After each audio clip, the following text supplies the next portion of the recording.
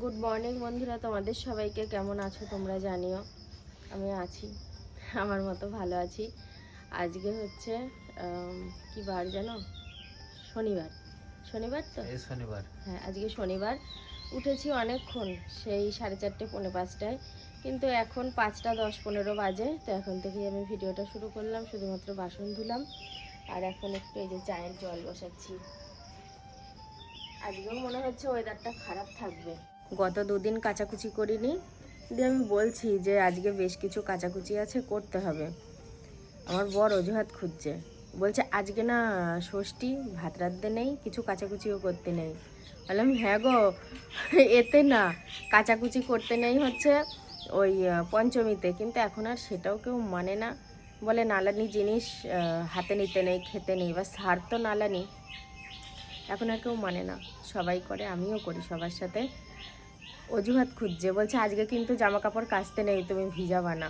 কিন্তু আজকে আমার ভিজাতেই হবে, ঠিক কেচে ফেলবো। গতকালকে কাচিনি, সম্ভব হয়নি। পরশুদিনও কাচিনি, পরশুদিন কেচে রাখলে আবার দুদিনের এতটা হতো না। এবার হসপিটাল যাচ্ছি আসছি, ছাড়া পোশাক থাকছে, ওগুলোতে আরও বেড়ে যায়। মানুষের জীবনে সত্যি খুব খারাপ সময় আসে, যেমনটা এখন আমার চলছে। তো খারাপ সময় কেন বলছি, তোমরা তো জানোই, একেই তো বাবা অসুস্থ, সেটা একটা অনেক বড় চিন্তা, চাপ। তারপরে গতকালকে আমার একটা মোটামুটি দুর্ঘটনা ঘটে গেছে। তার উপরে মা কালকে সারাদিন বাবার কাছে ছিল, ওখানেও দেখি মায়ের জ্বর এসছে। মানে আমাকে বলছে না, পাছে আমি যদি কষ্ট পাই যে মা এত অসুস্থ তাও রয়েছে আর একটা রোগীর কাছে, কিন্তু কিছু করার নেই, থাকতে হবে। আজকে সকালে বলছে মনে আমার তো খুব জ্বর এসছে, আমি একটা প্যারাসিটামল খেয়ে তারপরে যাচ্ছি। তাহলে বলো, এগুলোও মানতে হচ্ছে আমাকে। এই জন্যই বলে মানুষের জীবনে অনেক খারাপ সময় আসে। গতবার ষষ্ঠীর আগেও আমি হসপিটালে ভর্তি হয়েছিলাম, তখন আমার শরীরটা খারাপ ছিল। আমি জানি না কেন বছর ঘুরতে আবার সেই সময়টাই বেশি খারাপ হয়ে আমার সামনে আসলো। কিছু কিছু অনেকে, এটা অনেকের মুখে আমি শুনেছি, বলে কি আমার দুর্গাপুজোর সময়টা খুব খারাপ থাকে প্রত্যেক বছর, আমার এই ষষ্ঠীতে সময়টা খারাপ হয়ে যাচ্ছে। গতবারও হলো, গতবারের থেকে এবার আবার বেশি হলো। তবুও বলবো আমি সুখী, সত্যি সুখী। আমি আমার কষ্টটা, আমার সাথে যা ঘটে গেল, কম বেশি করে শেয়ার করি। আমার কথাগুলো শোনার মতো অনেক মানুষ আছে, যাদের সাথে আমি মনের কথা শেয়ার করলে তারা তাদের সময় ব্যয় করে ভিডিও দেখে কমেন্ট লেখে। এটা আমার কাছে অনেক বড় পাওয়া, বিশ্বাস করো।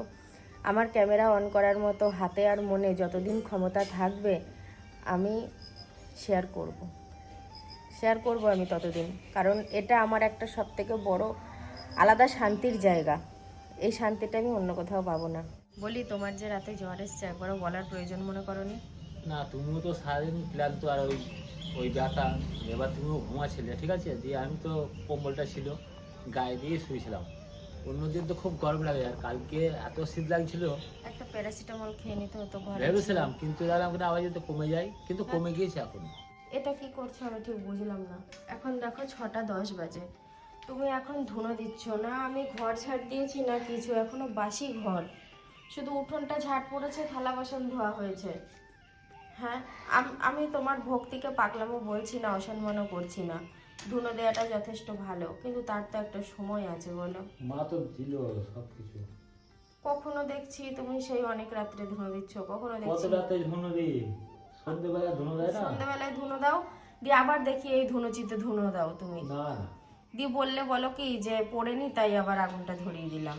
সেটা কথা না, ব্যাপার হচ্ছে মা তো জল দিল। কোথায় জল দিল? জল দিল সকালবেলা। সে তো উঠোনে জল পড়েছে, এখন ঘর দোর বাসি, বিছানা তোলা হয়নি, বলো। ঠাকুরকে ধুনোটা দেওয়া ভালো। ঠাকুর ঘরটা পর্যন্ত ঝাড় দেওয়া মোছা হয়নি।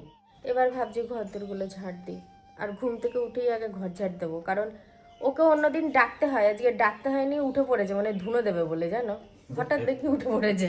হ্যাঁ হ্যাঁ, পাগলামো। এই ধুনো দেওয়ার জন্যই ও উঠেছে।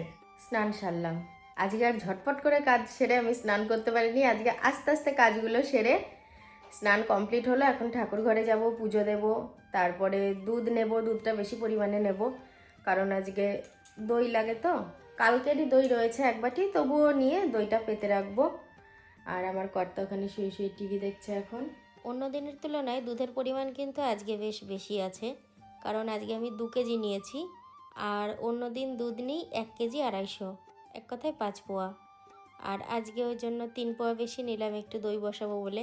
বাবার কাছে এখন মা আছে, ফোন করেছিলাম, তো থাকুক, দুজন তো একসাথে যাওয়ার দরকার নেই, আগে পরে করে যাব, আমিও যাব অবশ্যই, একটু হাতের কাজগুলো সেরে নিই, দিয়ে যাব।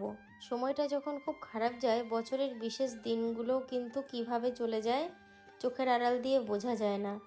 এই যে জামাই ষষ্ঠী, তো এটা কিন্তু আমাদের কাছে একটা স্পেশাল দিন, কিন্তু মনের অবস্থা না আমার ভালো নেই, ভালো লাগছে না কিছু। আর এই যে মা আর আমার ননদ গিয়েছিল ষষ্ঠী করতে, কাছেই বটতলা আছে, বটতলাতেই ষষ্ঠী পুজো হয়, তো ওখান থেকে ষষ্ঠী পুজো করে তারপরে তেল সিঁদুর হলুদ মানে যাকে যা দেয়ার সেটা দিচ্ছে। যেমন ওই ছেলেদের সিঁদুর না, ছেলেদের দিচ্ছে হলুদ তেল গোলা, আর আমাদেরকে দিচ্ছে তেল হলুদও দিচ্ছে, আবার সিঁদুরও দিচ্ছে।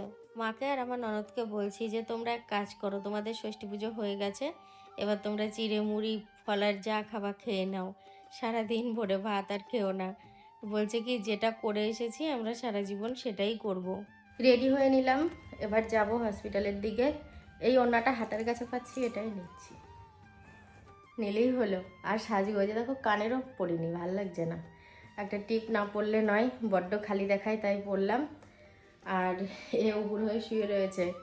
হসপিটাল থেকে মা ফোন করেছিল, তো মানে আজকে ব্লাড টানানো হবে ওই 11টা-12টার দিকে, আর এখন বাজে 10:30। এখন আমি যাই, আমি থাকবো এখন, আজকে বাড়িতেও তো তেমন কোনো কাজ নেই, রান্নাবান্নার চাপও নেই, কিছুই নেই। আর চাপ থাকলেও যদি প্রয়োজন হয় কাজ ফেলেও থাকতে হবে, এগুলো এমন একটা জিনিস। কি গো, আমার ব্লাডের রিপোর্টটা কই? পুরো উপরে আছে, পেরে নাও। চলো। আর ইসিজির রিপোর্টটা এই যে, এটা হচ্ছে আমার। তো আমারও তো কিছুদিন আগে এসব রিপোর্ট করা হয়েছিল, ডাক্তারটা দেখাবো দেখাবো করে সময় পাইনি, আমি হসপিটালেই দেখিয়েছিলাম। তো ইচ্ছা ছিল রিপোর্টগুলো হয়ে গেলে আমরা চেম্বারে দেখাবো। বাইরে দেখানো ভালো সব। হ্যাঁ দেখাবো, তো যাচ্ছি যখন, যে ডাক্তার লিখেছে রিপোর্টগুলো সেই ডাক্তারকে একবার দেখাই, চলো তাহলে। তেমন কিছু বুঝলে তখন বাইরে দেখাবো। আমাদের 3 জনের মধ্যে একটা জিনিস কিন্তু, এই যে বাবা মায়ের আর আমার ও পজিটিভ, তোমারও ও পজিটিভ। আমারও পজিটিভ, ওর বাবারও পজিটিভ, এই যে ব্লাড নিয়ে যাচ্ছি। না, ব্লাড দেখানো যাবে না, প্রবলেম হয়ে যাবে। আমাদের বাড়ির মতো এখানেও দেখো বিল্লি আছে।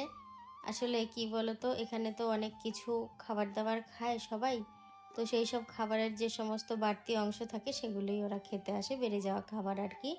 তো আমি এটা দেখেছি হসপিটালে বিড়াল এর আগেও। আর এখানে আমি আমার বাবাকে একটু বিস্কুট দিচ্ছি, কারণ ওই নার্সটাই বললেন যে ব্লাড দেওয়া হবে, তো সেই কারণে কিছু খাইয়ে দিতে। গ্রাহ্য করে তো কিছু করবে না, আর কিছু খাবো না, ওষুধগুলো দিলাম, জোর করে খেলো এখনই। মলমটা লাগানোর টাইম পাচ্ছে না, মলমটা লাগিয়ে দেবো। পাচ্ছি না তো, আমরা চলে এসেছি তাও অনেকক্ষণই আগে, এসে খাওয়া দাওয়াও করেছি, দিয়ে এই ঘরে শুয়েছিলাম। আজকে তো আমি আমার নিজের জন্য ডাক্তার দেখাতে গেছিলাম হাসপাতালে, ওই মানে বাবার ওখানে যাওয়ার আগে দেখলাম ফাঁকা ছিল, ডাক্তারের কাছে কোনো ভিড় নেই, দিয়ে দেখিয়ে গেছি। রিপোর্টগুলো দেখলো, দেখে কিছু বলেনি, ওষুধ লিখে দিল, বললো যে ওষুধগুলো খেলে মানে যা সমস্যা আছে ঠিক হয়ে যাবে। এই যে শাড়ি ভাঁজ করছি, এগুলো সকালে কেচেছিলাম, কালকে এটা পরে হসপিটালে গেছিলাম। একজন কমেন্ট করেছে, দিদি তোমার মতো আমার সেম শাড়ি আছে, আর বিশ্বাস করো এই শাড়িগুলো না আমি অনেককেই পরতে দেখি। এখন আনুমানিক তো কটা বাজে? 10:30। 10:30? না, 10:30টার একটু বেশিই হবে, অনেকক্ষণ আগে দেখেছি 10:30টা। তাহলে 11টা হতে পারে। না হলেও প্রায় কাছাকাছি। তো বিষয়টা হচ্ছে, তাহলে বলবে তুমি এতক্ষণ পর কেন আসলে ব্লগ করতে।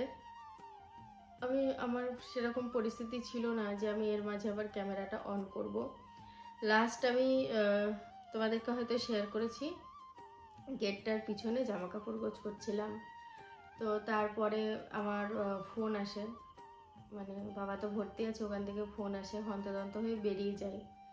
তো বাপির সাথে গিয়েছিলাম, আমার কথা তখন ঘুমাচ্ছিল, এবার ওকে ডেকে তুলে নিয়ে যাওয়ার থেকে বাপিও যাচ্ছিল, ওই জন্য ওর সাথে বেরিয়ে পড়েছি। তার আগে মানে আমার ননদ, তারপরে বাড়ির মা, সবাই বাবাকে দেখতে গেছিলো।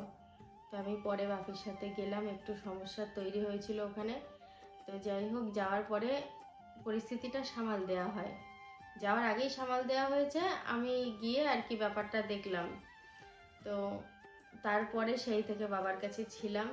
বাড়িতে আসলাম প্রায় 10টার কাছাকাছি, তারপরে স্নান করে অনেকও আবার স্নান হয়ে যাচ্ছে। তারপরে এই যে ঘরে এসে বসলাম। এবার আমার তো শরীরে খুব একটা জুত নেই। এবার ওই যে বাবা অসুস্থ, আমার মানে শরীরে যাই হয়ে যাক না কেন ওটাকে এখন আর কিছু আমি মনে আনছি না, মাথাতেও রাখছি না। যা হয়েছে হয়েছে, আমি ওইখানেও সময় দিচ্ছি, আবার সংসারেও টুকিটাকি কিছু করতে হচ্ছে। মানে এগুলো আর নিচ্ছে না শরীরে, আবার মনটাও ভালো লাগছে না, খেতেও ইচ্ছা করছে না রাতে। আর চিন্তা করো না, ঠিক হয়ে যাবে, কোনো অসুবিধা নেই। আমি রাতে একবার ফোন করবো তো। হ্যাঁ, রাতে একবার ফোন করো তো। আর নাহলে একবার যাবো মোটর সাইকেল নিয়ে দেখে আসবো। না, অত রাত্রে যেও না, কিচ্ছু হবে না। অন্ধকার রাস্তা। আমরা যে রাস্তাটা দিয়ে যাই ভালো না, একটা ইট ভাটা আছে, তার পাশ দিয়ে রাস্তা, একদিকে বাগান, আর বিভৎস সেই ভয়ানক কুকুর রাত্রেবেলা বেরোয়, শিয়াল বেরোয়। যেও না, রাস্তাটা ভালো না। রাস্তাটা ভালো হলে ঠিক ছিল, একা যাওয়াটা ঠিক না। আজকে এত ব্যস্ত ছিলাম, বিশেষ করে আজকে ক্যামেরার সামনে আসতেই পারিনি। এই আসছি সবে। তা হসপিটাল থেকে কিছুক্ষণ আগে বাড়ি আসলাম, বাড়ি এসে হাত পা ধুলাম। ধোয়ার পরে গিন্নি বললো কিনা যে আগে ছানাটা খেয়ে নাও। ছানাটা খেলাম, দিয়ে ভাত খেলাম। ও দুটো মুড়ি খেলো, শুকনো মুড়ি। আমি বললাম একটু দই দিয়ে ভিজিয়ে খাও, বললো না আমি শুকনোই খাবো, চিনি দিয়ে ভিজিয়ে খাবো। তা খেয়ে শুলো। আর আমি এই ভাত খেয়ে হাতটা ধুয়ে এসে ভিডিওটা শেষ করবো আজকে। তা বিষয়টা হচ্ছে, রাত কিন্তু অনেক হয়ে গেছে, 11:30 12টা বাজতে চললো এখন। আজকের মতন ভিডিওটা এখানেই শেষ করে দিচ্ছি। সবাই ভালো থেকো, সুস্থ থেকো। দেখা হবে নতুন একটা ভিডিওর সাথে। Tata, good night.